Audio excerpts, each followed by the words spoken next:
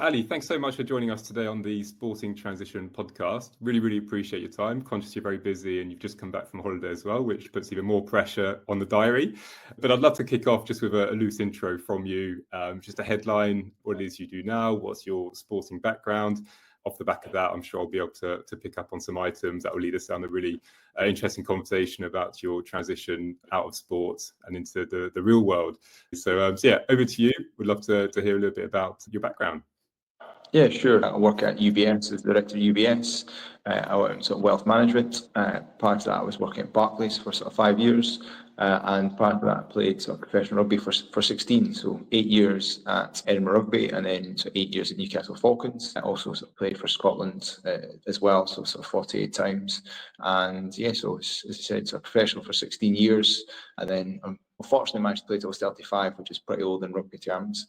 But in real world terms, maybe not that old. So I had to sort of start again at 35 and sort of retrain and sort of choose a new career. So I managed to sort of, through a bit of, I suppose, a bit of research and a bit of sort of trial and error, sort of landed in the sort of financial services world, as I thought it'd be quite a good career path and something that suited my skill set. And yeah, so it's been a long time in the sort of planning, but thankfully it came good. It's come good in the end. Interesting, and we'll come back to the financial world in a minute. But at any point in your career, did you ever think you'd still be competing at the age of 35? No, I never thought I'd play rugby. It was one of those things. I signed professional in 2002. I didn't think I knew professional rugby was out there. I just enjoyed playing rugby. I was fortunate enough to be okay at it and got the opportunity to play professional. And starting in 2002 to finishing in 2018, the transition in professional rugby was huge. And even when I first joined, speaking to the older guys as well, they were training like 2-3 times a day, double rugby plus weights, and like 3 times a week, and they're just knackered by the time they got there. And how that's evolved to being a lot more targeted. The weight training's changed massively, nutrition, the support that you get, and the sort of sports science behind everything changed massively during that period of time. And also the rules changed quite a bit as well, and how you're able to adapt through the course of that as well. But no, I certainly didn't do that. So when I left school, went to college for a bit, I never had a proper job. I was a tree surgeon and a greenkeeper for 2 summers before I sort of signed professional. So then coming out the other end of actually knowing what to do, that was the difficult part of it. I didn't really have any sort of clear career path starting out, because I didn't go to uni. I didn't have that. I always thought maybe be a coach, but it's maybe not so conducive to family life, professional coaching. Yeah. I mean, I saw on your LinkedIn that obviously you have coaching qualifications to level 3. Does that mean you really did consider it to be a career path for you, or was it just something you felt you kind of had to do as a rugby player, and it's maybe an option, but did you really believe in it as something you'd want to pursue?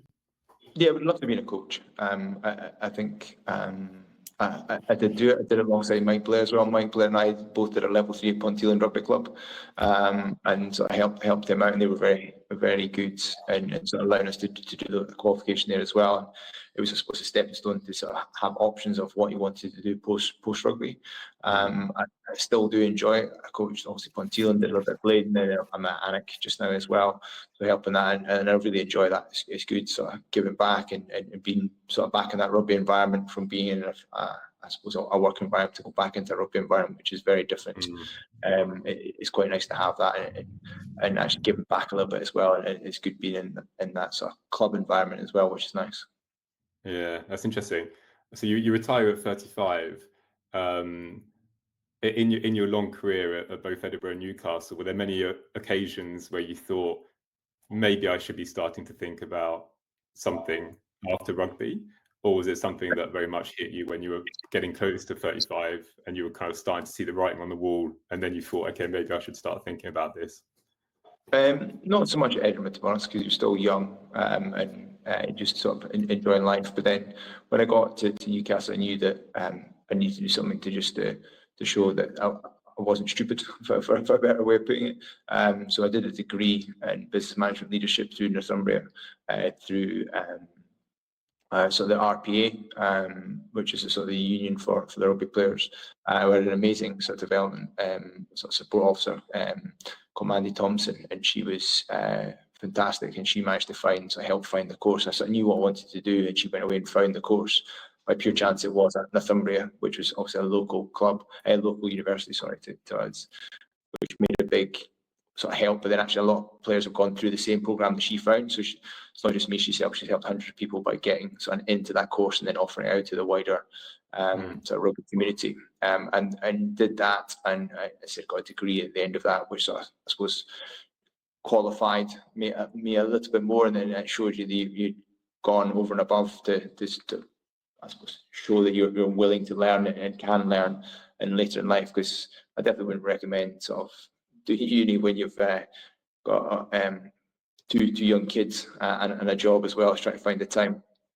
But yeah, so I did that, and then I suppose sort of I knew playing to 35 did help me because it gave me a bit more time. I was sort of fortunate in that sense. I had time to sort of plan and get things in place, where some guys aren't as fortunate. They might pick up an injury that sort of that curtails their career very, very quickly, and they've got to sort of pivot incredibly quickly and find something that sort of ties them over, or they might already know what they want to do. But I certainly had a bit more of a longer timeline, which allowed me to go and gain work experience in different industries, find out what I wanted to do, learn what I thought I was good at, which turns out I'm not, and what I actually thought bits that you enjoy. And ultimately, I think that's a key thing, is you've got to do something you enjoy and that you're passionate about, and you can sort of see as a career going forward.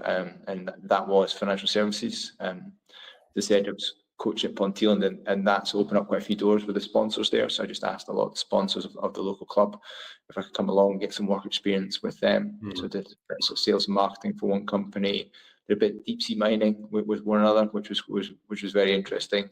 But this was all sort of like 2016, 2017, and so the offshore industry was struggling there. So there wasn't any sort of avenue there. And one of the other guys worked for an IFA at the time, and I probably was a bit naive and didn't appreciate how big it was. But they were brilliant. They took me in. It's a company called True Potential, and they took me in and offered me sort of, I suppose, just experience. I sat in all different departments, whether it be sort of compliance, sales, business development, investments, and just gave me a really sort of taste of it. And enjoyed it, and enjoyed the investment side of it, and that sort of business development side of it. And sort of I sort of asked, well, how do I get into this? What do I need to do? And they recommended me doing my sort of IFA exams. So that's what I did. So I put myself through my IFA exams, just to sort of show the qualifications, rather than just coming cap in hand saying I used to play rugby. Can I have a job, please? I used to play rugby, but I've done my qualifications. Can I have a job? So that, I think, when speaking to sort of employers and people, that was a big differentiator. The fact that I'd actually put myself through my exams, I'd come sort of qualified. I might not have any experience, sort of hard client-led experience, but I'd done work experience in the industry, understood it a bit, and I'd put myself through my qualifications. So that sort of in turn sort of opened the door, and got the job at Barclays. Interesting.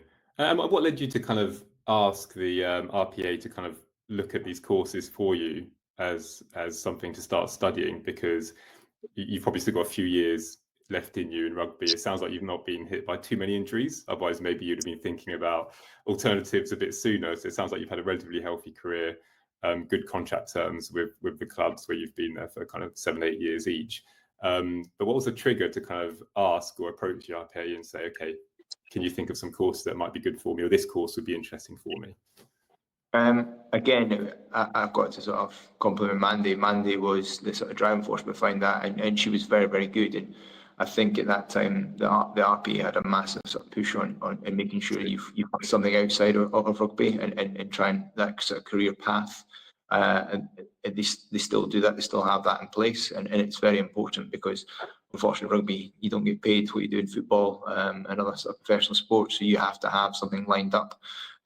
So after it and sort of stay in touch with it. And I did start thinking that maybe a little bit earlier than some of my peers, but I have to say, it was Mandy said, like, what you got to do, what are your thoughts? You need to start thinking about this, because I would have been 30-ish, 31. So you are getting to sort of the twilight of your career even at that age. So it's just sort of focusing the mind on what you want to do. And she was like, I've managed to find this for you. I think this sort of fits sort of what you are, what you want to do and achieve. I was like, perfect, well, how do we do it? And we sort of went from there. So it was, it was sort of really madly being that sort of driving force. Yeah, it's interesting. So when you get to 35, do you feel like the stuff you've been studying is creating an interest in you to try an alternative kind of future? Or are you still hoping that at 35 your contract will get extended at Newcastle? Yeah, you maybe. I felt I maybe had one more year in me. Club thought otherwise. But that's professional sport. You have to take it, and I could have went and sort of maybe with player coach somewhere else, but I felt it was sort of prolonging the career just for myself more than anything else. And that's one thing that you find when you come into this. Yes, rugby maybe opens the door, but you are still starting at the bottom, so you have to then work your way up. So people of similar ages are quite a bit further on in their career in the professional world. So you're starting back at the bottom. So you've got a mate who's a trainee accountant in the moment, and he's 42. So and he's with like graduates at 21, 22. So you're at the same level of that, but you have a massive amount of life experience and speak to people that they maybe don't have, and that's certainly something that you notice now is that actually that life experience and the ability to go out and chat and speak to the people, customers, is maybe what sets you apart, because that's what you pretty much do most of your time, dealing with different people from different walks of life, different countries, different sort of belief systems, different. It just you have to come together to be successful on the pitch, and you have to speak to different people. And I've always sort of been in leadership roles within most of the teams I've played with.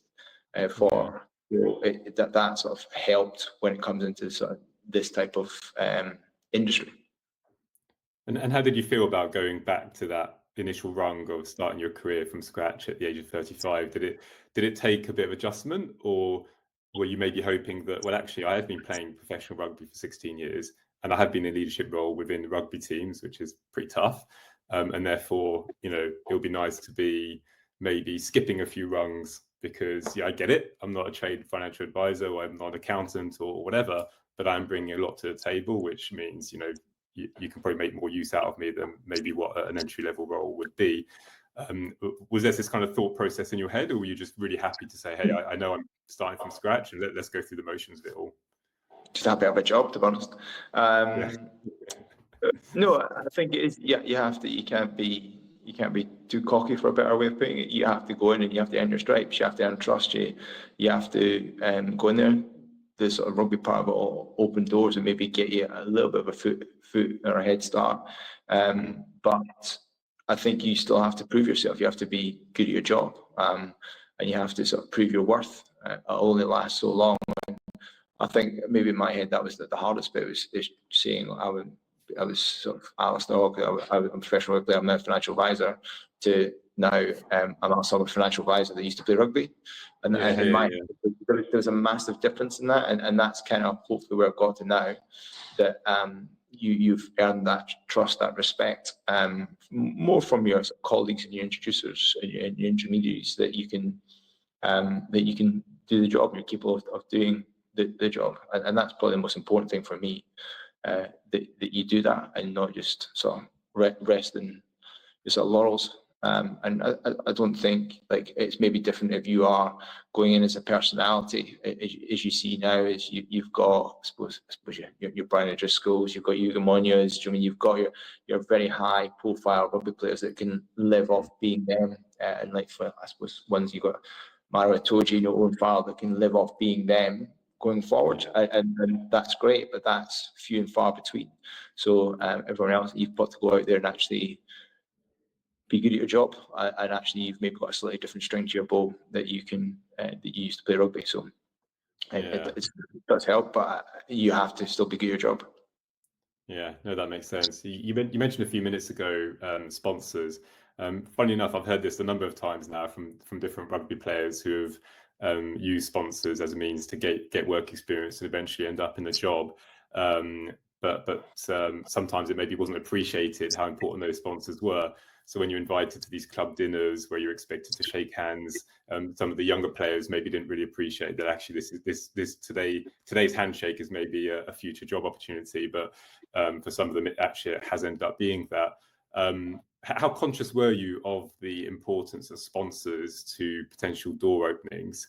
Or did it just kind of happen because you've got to spend time with sponsors anyway as part of your obligations as a rugby player? Or was it more of a proactive thing where you knew they could help you?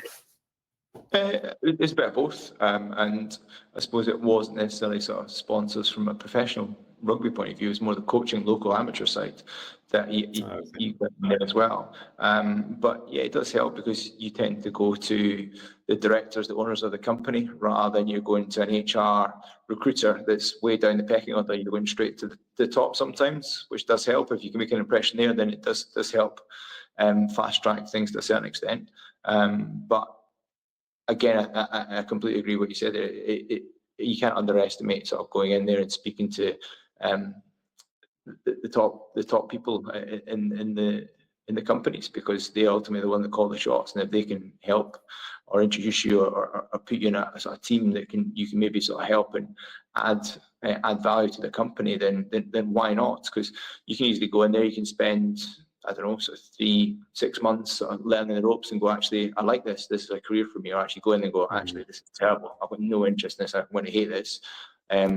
You kind of just, you can sort of cut out certain industries and actually narrow your search down. Because if you don't have a specific idea of what you want to do, then it's quite hard to narrow down where you go. And that, for me, was probably the hardest bit, because I didn't really know what I wanted to do. I loved being a coach, but we kind of discounted that as a family early doors. So it's actually then narrowing down what you want to do, and what you think you'd be good at, because what I think I'm good at and what a match are two different things. Yeah, that's interesting. And what led you down the path then to make you feel like I'm good at these? Or sorry, you probably don't know early days if you're good at financial services, but what was it that made you feel I'm interested in? What made you feel at the time that I'm interested in this, and therefore I feel like I'm happy to really take the risk on investing more time in the qualifications that you end up taking on to become. Yeah, I think it was true potential. Again, they put me in loads of different things. So I was in compliance. I was thinking, I can't think of anything worse than sitting down there just checking things and making sure things are right and just ticking boxes and do that. And that's not my personality. But whereas I quite like the business development side of it, going out, winning business, helping people, coaching people. It's back to that. I said I'd love to be a coach, and essentially that's how I view my excuse me, my job now is as a coach. You're coaching people. You're coaching people in investments. Excuse me, sorry. And you're trying to help them understand and try and achieve a goal, rather than how to break down a defence or score a try or analyse something. It's pretty much the exact same, but with financials, actually, where do you want to get to? How do you want to help your family? How do you want to retire? What do you want to do? It's the same thing. Well, actually, we can do this. We can look to implement this. And I see it very sort of similar. It might be a simplistic way of viewing it, but it's just then you then pull in what sort of product or what thing you think's relevant for them and can benefit them in the future and now. So it's very much, I see them quite similar roles, and that's sort of how I thought I could link my sort of experience and my skill set into the financial services role from rugby and linking it. And again, you're meeting lots of different people, but at rugby you meet lots of different teammates, different coaches, different styles, different attitudes, different personalities, and it's the exact same in this industry. You're meeting business owners, entrepreneurs that have all got different viewpoints and different priorities, different thoughts in the world and where it's going to go.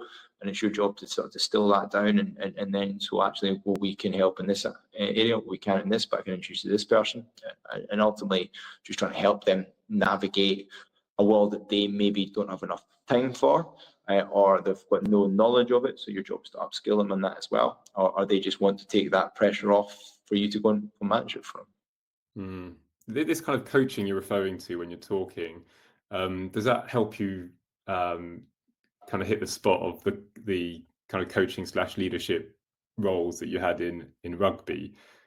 It's probably not like for like, but does it go far enough to kind of scratch that itch of Yeah, it's probably a fair comment. Yeah, I think you're right on that. And Yeah, it does. You like helping people, and you like solving problems for people, and actually sort of seeing them benefit from your advice, really. And that's sort of what I enjoy out of it as well.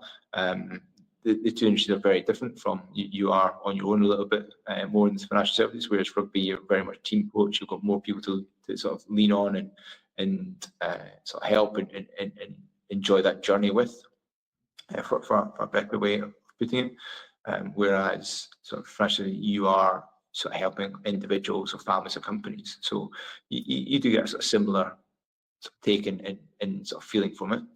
It's maybe you've not got that instant sort of maybe gratification that rugby does, because you've also got 8 minutes and you build up and you do 1 week, and then depending on the result, you've got you either up there or you're down there, and then depending on that, you've still got that happens again next week, and you go again and you get that instant thing. And that's the one thing I probably struggle with coming from rugby into the real world, is you don't get as much feedback. You don't get sort of told sort of how you're doing as much. And I kind of, at the time, I didn't realize that, but that's kind of what I missed and sort of crave, was actually, am I doing okay? How am I getting on? Where do I stand? Are you happy? Because you get that instantly in a training session. You get told you've done something wrong. You get feedback from, maybe try and make a tackle and the guy runs over the top of you. You know you've done that correctly. Whereas here it takes weeks, months, sometimes years to get that. And that's a different way of seeing things and feeling things. And that, I probably struggled with that most of the start of, and especially when you're trying to find your way in a different career as well. Am I doing this right? Yeah, that makes sense. So how do you go about getting that fix at the moment? As you don't get the same feedback in rugby. You get somebody who plows over you very quickly. You learn that, okay, maybe I did something wrong there. How do you go about getting that, or how have you learned to deal with not having that same feedback in the workplace? How have you managed to adapt to not having that almost real-time feedback? I suppose like initially I just asked for it, to be honest. I said, are you happy you're not doing it? Especially your new boss, you just want to make sure you're doing things correctly. And you just have to ask for it, which maybe doesn't happen a lot. I don't think it's happened much that I've noticed in the industry. When you ask kind of feedback, people are about, oh, yeah, fine. I said, well, if I'm not, then just tell me, be honest with me. So you just get used to maybe not having it as much and as often, and you maybe get it sort of retrospectively rather than sort of consistently as you go along. I would say that's sort of the only thing. If you're not sure, just ask and say, are you happy? If not, what can I need to do? The same with clients as well. You say, are you happy with things? Yes or no. If they say no, well, what can I do to change? And it seems to build up a reasonable rapport with them. I think so anyway. They might disagree. Yeah, but initially, did you struggle a little bit to kind of ask for that feedback? Did you have to build up a bit of courage and confidence to say, actually, not really. No. I just do it straight away, because I've always liked to know where I stand with people, and if I didn't just ask, really, to be honest. I think that's back down to the I suppose the sports person in you. You always want to know, you always want to get feedback, you always want to get better, and definitely when you're looking to hire people as well, I tend to look at that and people, have they done something to a high level? Have they been ambitious? It doesn't necessarily have to be sport. Have they played an instrument to sort of a high grade? Do you know what I mean? Have they played sport? Have they been part of team sports? Are they used to that sort of feedback, criticism? How have they reacted? What do they do? Because I think that they're really good characteristics to have in a team, and whatever that team may be, whether it be in business, in sport, in your company, whatever it is you're doing. If you can have that, then I think you've got the start of trying to build something very, very good. Yeah, no, it all makes a lot of sense. And in terms of all this stuff you're kind of picking up from, whether it's elite sport or being an elite instrument player, were you kind of clear on how you were positioning all of that when you were going into these kind of work experiences or placements? When you were having those conversations, was it just kind of assumed that you were that guy anyway, because a lot of these were sponsors who'd already spent time around you? But when you applied for example, UBS or Barclays, or maybe you were headhunted, I don't know which way it worked, but did you feel like you had to lean in a bit more formally into those long lists of skills that you picked up as a rugby player, or do you feel by that point actually you were so accomplished professionally in financial services that actually that was doing all of the talking for you in the context of applying for a new role? No, I definitely leaned into it, especially the job at Barclays, because I had no practical experience in the industry. I just had sort of work experience, so I'd never had managed a client or anything like that, but I'd worked for say 18 months and my days off, weeks off, going in and trying to learn and understand it. So my CV was very much still heavily rugby focused on what I was, what I thought my skill set was, what I could do, what I could bring to the company, what I think I could do, how I could be successful at it, and very much leaning on that and your experience of building rapport, building relationships within a team, and then how you relate that back to the industry you want to go into. And I still do that now. Like, I mean, that's when you speak to clients. That's how you look to try and build rapport. This is what I'm about. This is my ethos. This is how I like to manage people. Some people like it, some people don't, but that's life. I mean, you're not going to get on with everybody. Not everybody believes your way of thinking is the best or what your offering is. But I think if you're sort of true to how you think you are, and if it's successful, then you just try and repeat it. And that's very much sort of how I've tried to go about things, and how I've tried to, I suppose, build another career off the back of sort of what you learn, the principles and your values as a person as well, and how you want to be seen. So I think that's very important. And just being honest with people, if you can do something, you say you can do it. If you can't, you say you can. But I'll try and introduce somebody that can help you. And I think people respect that more rather than say, yeah, I can do it, and then I don't know, a couple of months down the line, you go, actually, we can't do that. Just be upfront. And I think people respect you more for it. You might lose that business, but at least you've maybe got that relationship that they can come back to you at a later date. Yeah, no, that's interesting. And I guess just a few more questions to wrap up. I mean, when you look back at your career, I hate this kind of token question of, do you have any regrets or anything like that? And in a way, when you look at what you've achieved, it does feel like it's just gone quite well. 2 clubs, good stints at each club, international caps, and then also moving into some really great companies. Being where you are now with UBS. So in some ways, it looks like this kind of perfect transition away from sport. Is there any reflection or any reflection on anything that you would do differently or change, or do you generally feel actually you wouldn't change anything because it's just worked out perfectly and you are where you want to be? It's always a difficult one to answer that, because you don't know if you made different decisions, how things would have panned out and what you do. Do you mean, I suppose you look back, I'd love to have got 50 caps for Scotland. I was in the team 50 times, didn't go on twice, so I've only got 48 caps, but I'd love to have played a bit more. You look back, did the move to Newcastle affect that? Possibly, because we weren't doing very well at the start, but then that's life. If you start dwelling on all those, you'll beat yourself up. Could you maybe train a little bit harder at certain points? Probably, but then I think everyone will have those sort of doubts, and could you have done things slightly different? Yeah, would have changed things now? Probably not, no. Do you mean, did I expect when I moved to Newcastle still be here 15 years later? Probably not either. My wife and I were talking about this not that long ago. We expect to be here sort of 2-3 years and then maybe go somewhere else, but still to be here. So 2 years later, 2 kids later, quite settled here. It is not sort of how we thought it would all work out, but that's kind of life. You go with it. You try and make the best decisions with what you know at the time and what you think at the time and what you want to do. I think big thing in rugby was I always said I didn't want to just stay in the one place, although I didn't move very far from Edinburgh to Newcastle. I did want to be in a different environment, challenge myself in a different environment, and be in a different competition. And I certainly did that, and I learned a lot with being at Newcastle, obviously not being successful at the start, getting relegated, then coming back up, and then building up slowly, then finishing the highest they've finished in, I think, since they won the league. And was it 97? I think it was 2018. We got to the semi-finals, which is the best they've done in a long time. So it was quite a nice way to sort of finish. And that journey, you learn lots.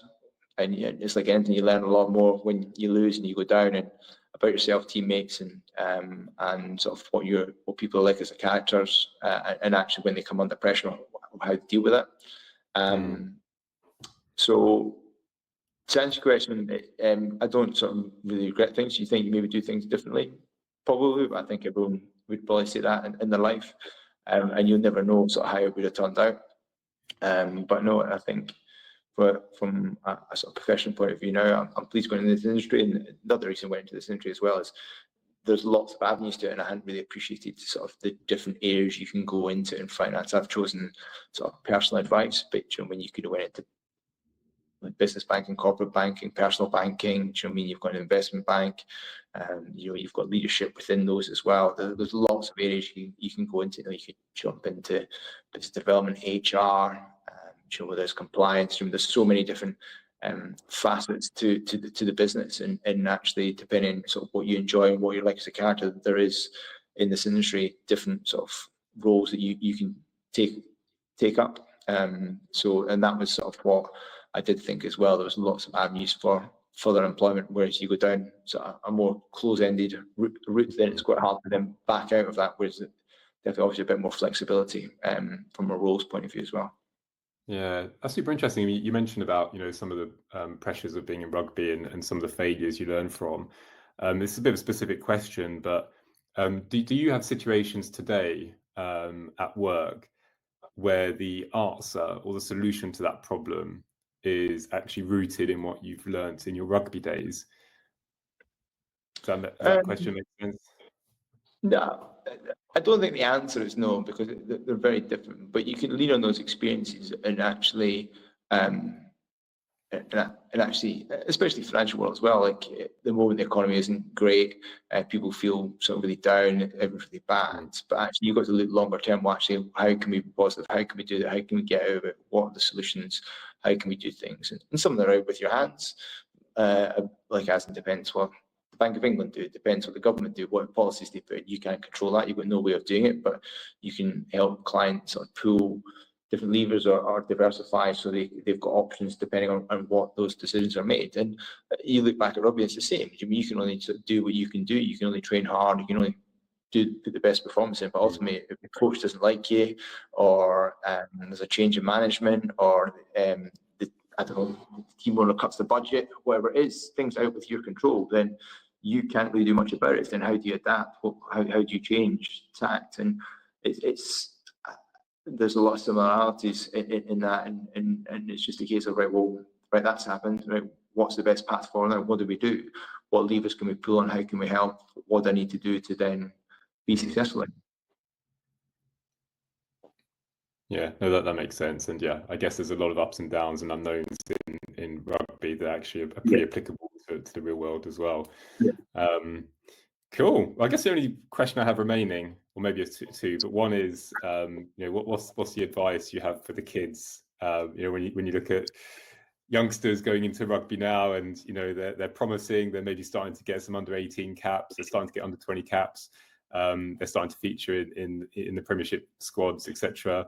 Knowing what you know about rugby, what would be, I guess, your advice or your tips to them when it comes to either careers or post-playing ambitions?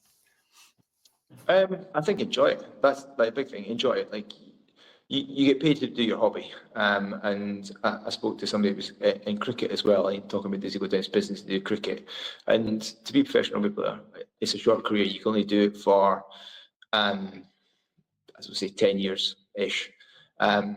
So enjoy it. You can't do that when you're 40. That's not going to happen anymore.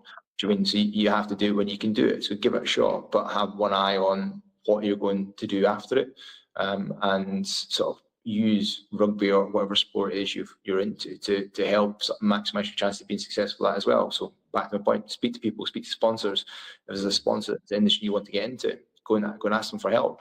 And that's the one thing is what I found is if you ask people, can I have a coffee, can I have a meeting, can we sit down, this is my thoughts, people will help, people will open doors. You still got to do a lot of the work yourself, but actually if you are the type of person they want to employ or be around, they will go out the way to help you. And I think the more you can use that to understand the business, the industry, the better chance you have of being successful, finding a job, and then forging a good career post rugby. But when you're young, breaking into the Premiership or breaking into the just enjoy it. It's great fun. I mean, you'll never get a better opportunity you'll never get another opportunity to do it really. And while you're looking back on it, as a professional sportsman, you do have a lot of spare time. So you do have time to study and do things. When you're young, you don't. You go and have a coffee, you play the PlayStation, Xbox, hang out with your mates. But actually, in hindsight, you look back at it, you probably do have a bit more time than you think you do. And we try and maybe utilise that a little bit more wisely than some had in the early days. Cool. I think the key takeaway from that one, I was going to say enjoy it, but the truth is, it's just, go and bloody study with your spare time instead of playing the Xbox. Yeah, but it's a balance. You've got to be up. I mean, that's the thing as well. It's fine, and you get some people that are very disciplined, some people that don't care, and it's a hard one to balance. And you've also got to have that one eye sort of follow down the road. But at the same time, go and enjoy yourself, because you're the young ones, and you only get this opportunity potentially once as well. So try and grab with both hands, because you don't want to look back and I wish I'd done. Given that a chance and given it a go. So I think you've got to do it. Yeah, no, it makes loads of sense. And yeah, I mean, the ability, the privilege of being able to play a sport professionally, I think is something that, as you say, is short-lived. And if you're wise enough to know that it's for now, but soon enough it will end, I think it feels like a no-brainer. Cool. I guess the last very small thing is, what's the one question I should be asking my next guest when I kick off my next podcast in a week's time? What should I hit them with as my first question from the previous guest, which is you? Yeah. I don't know. Probably, do you need any financial advice? If they do, give us a call. Good one. No problem. Thanks for your time. Good stuff. Thanks, Ali. Really appreciate your time. Cheers. Thanks. Take care. Cheers. Bye-bye. Bye-bye.